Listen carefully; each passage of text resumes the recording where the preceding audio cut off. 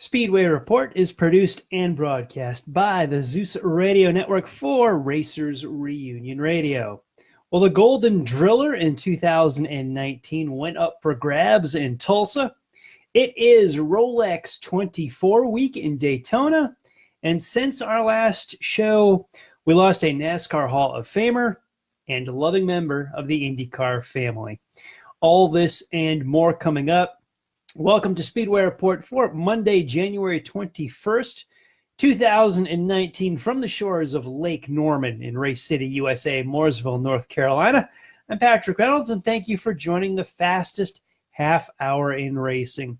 Happy Martin Luther King Day, everybody. A day where we stop, pause, remember the civil rights activist. And during the day, I saw so many inspirational and memorable quotes from the man as he tried to make this world a better place. One of my favorites, I have a dream that my 4 little children will one day live in a nation where they will not be judged by the color of their skin, but by the content of their character. One of my favorites from Martin Luther King.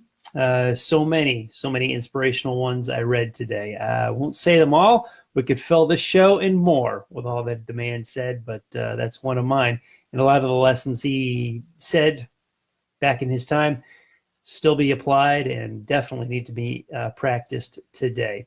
But welcome, everybody. Thanks for spending your Monday with us as we recognize there are things bigger than the world of motorsports, but that's what our show focuses on, so we'll do our best to give you the best news and make it worth your while. In Tulsa, Oklahoma, the Exposition Center, one of the biggest races in America. That's my opinion. One of the biggest races in America took place in the Exposition Center.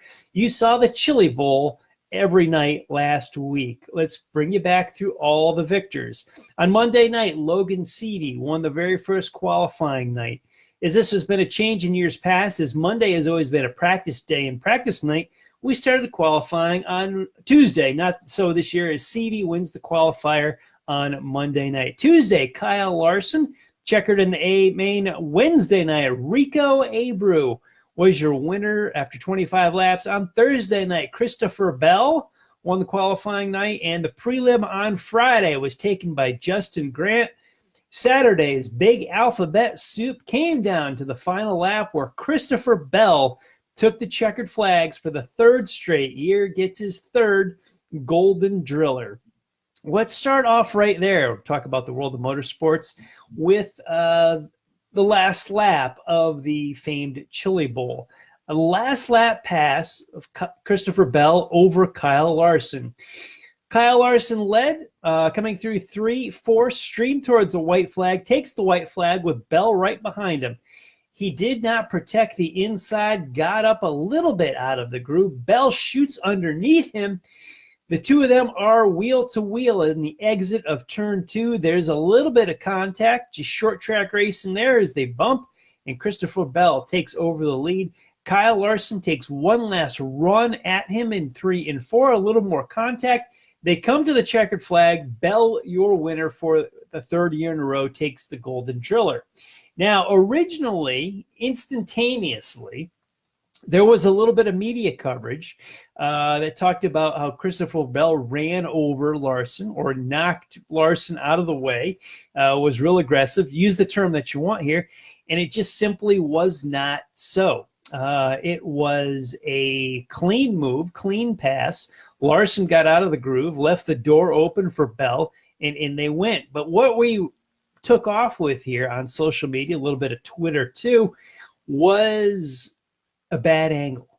And instead of reviewing, taking a look at some videotape, we immediately went to social media and posted an untruth, I would say, not even an opinion, but a bad take on what happened. In this world of media coverage, where it is more important to be first than correct, this is another example of a little bit of a shame.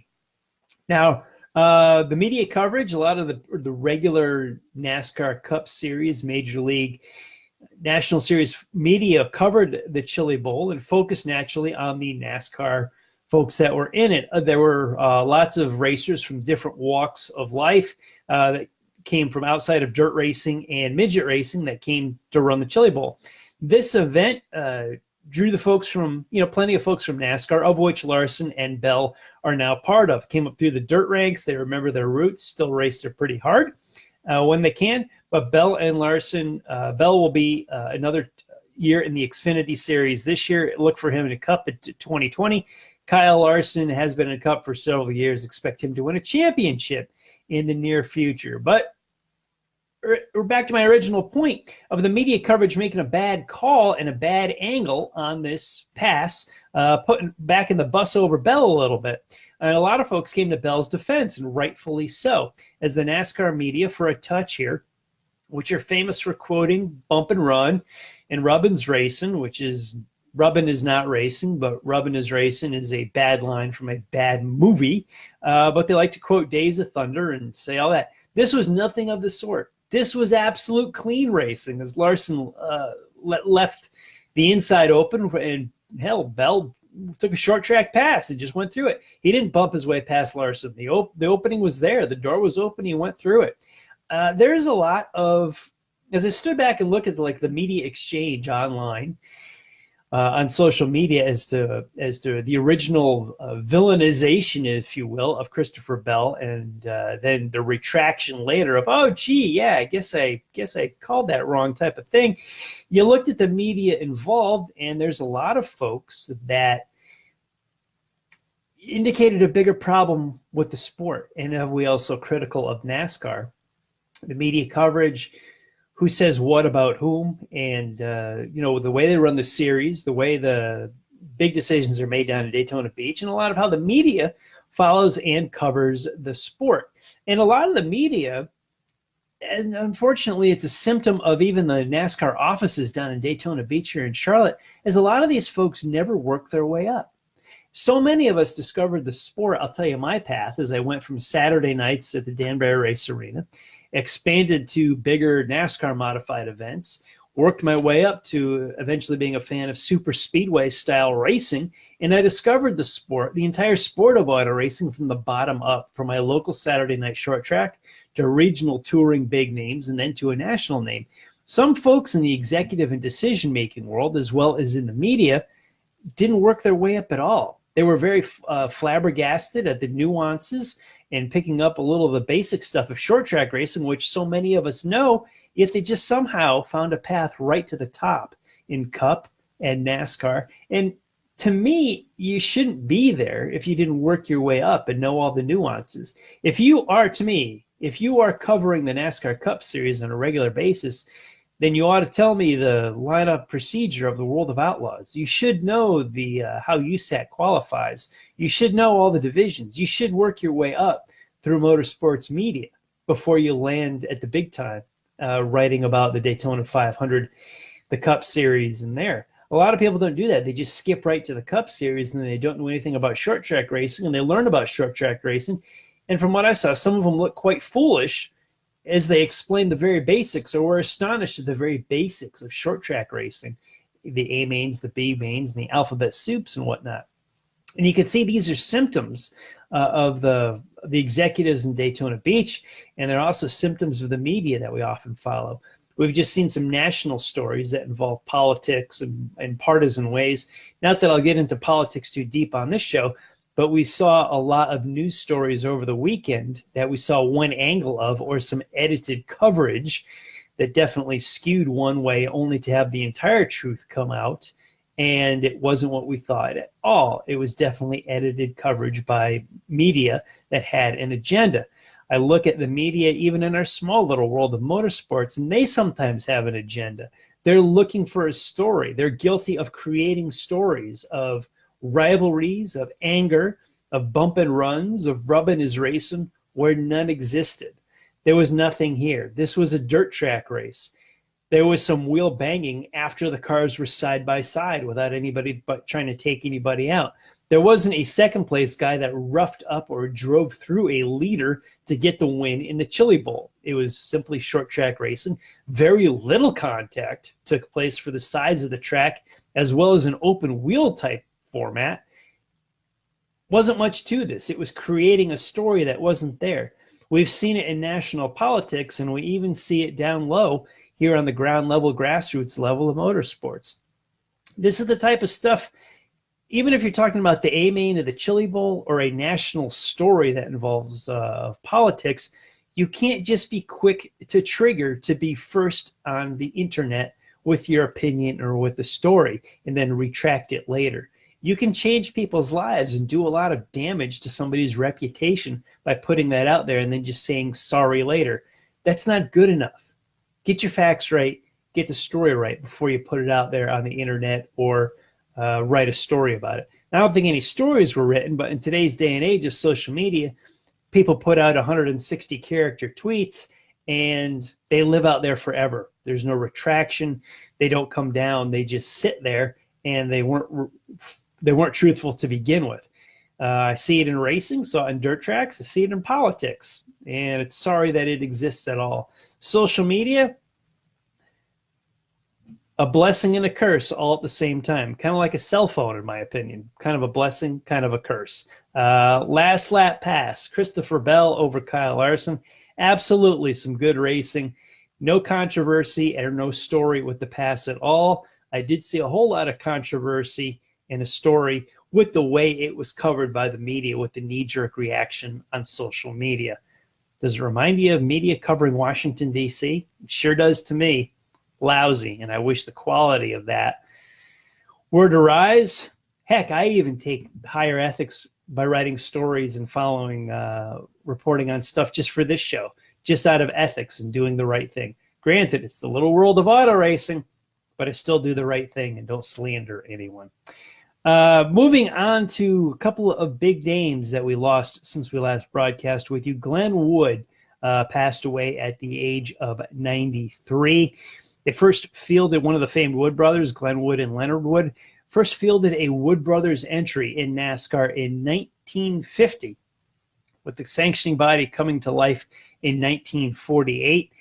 Ever since the team was formed, they have fielded nothing but Fords. That has been a Ford staple for, going on 70 years.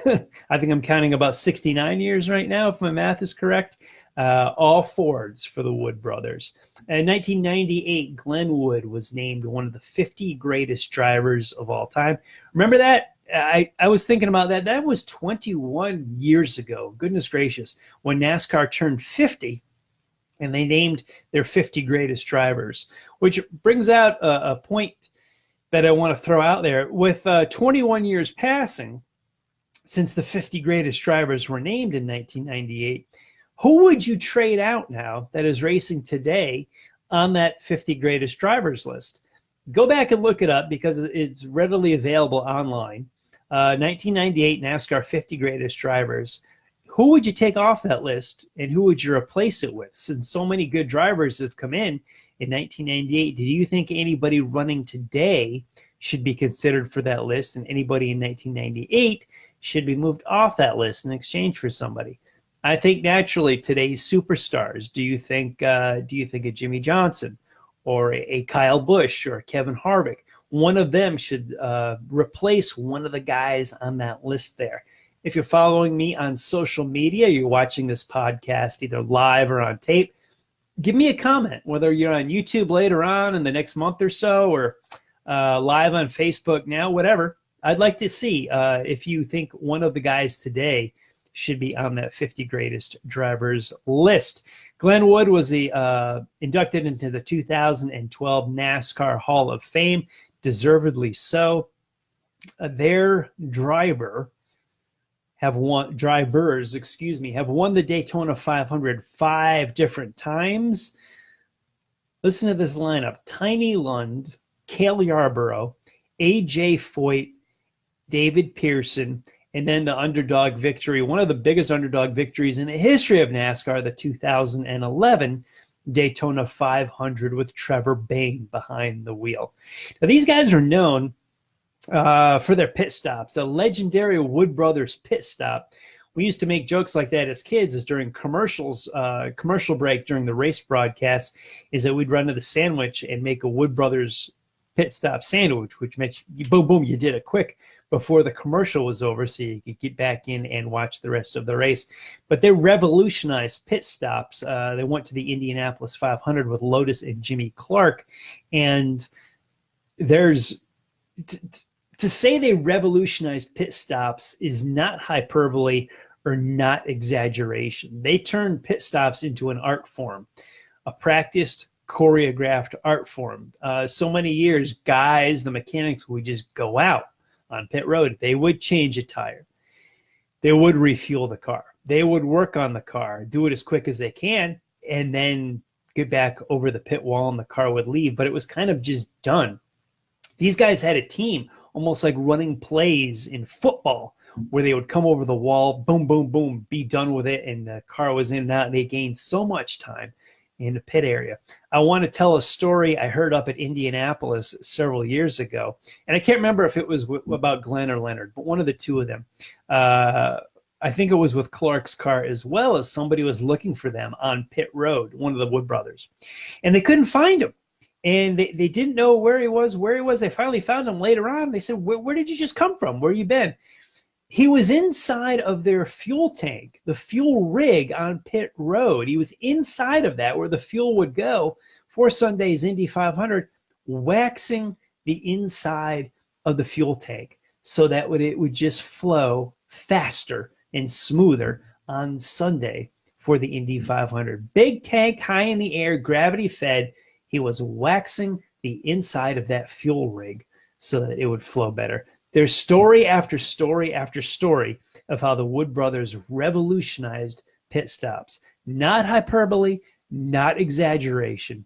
They did. These are the guys that changed the sport on pit road from just guys doing work on cars to fast, choreographed teamwork that you could actually win and lose races and gain a whole lot of time on pit road while everybody else was sitting still and you were bang, bang in and out of the pits. Also, we want to wish our condolences to the Rutherford family. Longtime wife of Johnny Rutherford, Betty Rutherford, passed away. Johnny, a three-time winner of the Indianapolis 500. Got a chance to meet Johnny and Betty in one of my Indianapolis visits over the years. Very gracious, humble, wonderful storytelling. Oh, gosh. Here's a guy, Johnny Rutherford, who has raced in so many forms. Obviously, his big 500 wins are the biggest ones of his career, but a lot of open wheel, short track, dirt racing, stock car racing. Johnny Rutherford did it all, and two of them have been married for so long. And you want to talk about a history book. I got a chance not to really talk with Johnny Rutherford, but listen to him talk to other people and just tell stories and share memories. And there's a guy, so many books, even more so, could be written just on the stories for Johnny Rutherford. Art Garner talked to him about his book, Black Noon, which tells the story, I think, of the 64 Indianapolis 500, the second win for A.J. Foyt, and I think the last in a front-engine car. And big story there. Lots in that book, but I recommend Black Noon by Art Garner. Big crash early in the race is a focal point of the story. Johnny being involved in that crash, but fortunately still with us. So Johnny Rutherford, a great storyteller. Condolences to the Rutherford family on the loss of Betty. This is, what are we, January 21st, Rolex 24 week. The 24 Hours of Daytona is this weekend, one of my favorite events of the year. Sports car fans here in America count down to this race. Like, you know, the IndyCar fans look to the 500, the NASCAR fans look to their 500 in Daytona. This is the race. The clocks are ticking on the sports cars countdown for the sports car fans. This is the start of Speed Weeks, more than just the Daytona International Speedway, but the short tracks are right around the corner. But we go green with the Rolex 24 this Saturday. They will be loading in here, whatever it is, tomorrow or Wednesday, something like that. Thursday morning, practice begins for other divisions, and we go green with the Rolex 24 this Saturday. I am pumped for that. And I'm looking at the date of January 21st. We are only 10 days away from February. February is a magic month. May and February are the two magic ones of the year. Racers know what I mean. Yeah, I'm pumped for it too. We're so close to February. This is a great time of year with all the racing that is about to happen in just a few weeks' time. Over this past weekend, the Hickory Motor Speedway had a reunion up at the GMS Racing Shops in Statesville, North Carolina, next to the airport. I could not make it, unfortunately. I'm bummed about that, but I heard it was such a great success that they are planning a second reunion in the year 2020. I want to put that on my calendar already. And this coming weekend, along with the Rolex 24 here in Charlotte, the National Motorsports Press Association Awards will be held Saturday night, and the Hall of Fame induction for the NMPA will be Sunday night. And a couple racers you may have heard of, our audience should have. Red Farmer will be inducted into the NMPA Hall of Fame, and some kid named Jeff Gordon will also be there as well to be inducted. And so Farmer and Gordon, looking forward to attending that dinner on Sunday night. That should be good. I'll have more for you guys next week, whatever I come across in that one, in those nights there. And as we're going to continue our weekly special here of bowing and tipping our hat to our roots at Motor Week Illustrated. Remember, 5:35 on Saturday afternoon on TBS with Dave Despain. They had the Racer of the Week. The Racer of this week, how do we do anything but? Chili Bowl champion for the third time in his third straight Golden Driller. Christopher Bell is the Speedway Report Racer of the Week. In between our broadcasts, keep up on the world of motorsports with SpeedwayReport.com.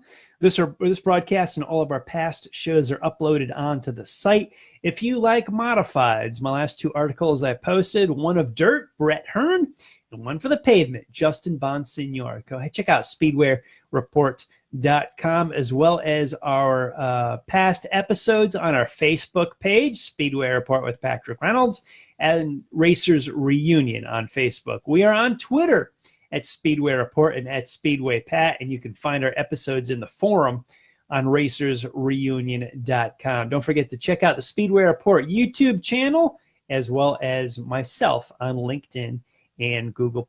Big thanks to everyone on the Facebook live feed for joining the conversation during the show tonight. Let's hold media to a higher standard, even in auto racing, especially on the national political stage, but good grief, in our own little circle, media, please, ethics, facts, a little standard. When I was a kid, it was a privilege to be a journalist and an honor, and we've been dirtying it and sullying that reputation even on the short track motorsports level for a lot of years now. Let's all clean up our acts and do a better job of reporting facts and news. I want to thank all of the military, past and present, for the freedoms we enjoy as Americans in our daily life, including the simple things like bench racing right here on a Monday night. Freedom is not free, and a veteran paid that bill for us. To all of the men and women who are defending freedom and watching Speedway Report, take care of yourselves and come home soon. A special salute to the teachers, school staff, firefighters, police officers, and paramedics in our own communities. They are quiet and modest heroes every single day. God bless and thank you. You have been watching Speedway Report from the shores of Lake Norman in Race City, USA, Mooresville, North Carolina. Please like our Facebook page, Speedway Report with Patrick Reynolds, and follow me on Twitter at Speedway Pat. Now, if you are on Facebook right now, go to the drag racing list page. Coming up at the top of the hour is Racin' and Rockin'. Bill, John, and Barb have got some real cool music and drag racing talk. We will be back here live on Facebook in 1 week, Monday, January the 28th. We will look at the CRA Speedfest from Georgia, three-quarter midgets in Atlantic City, the Chili Willy 150 from Tucson, Arizona, and, of course, the Rolex 24 at Daytona. Thank you all for joining us. I will see you all next week.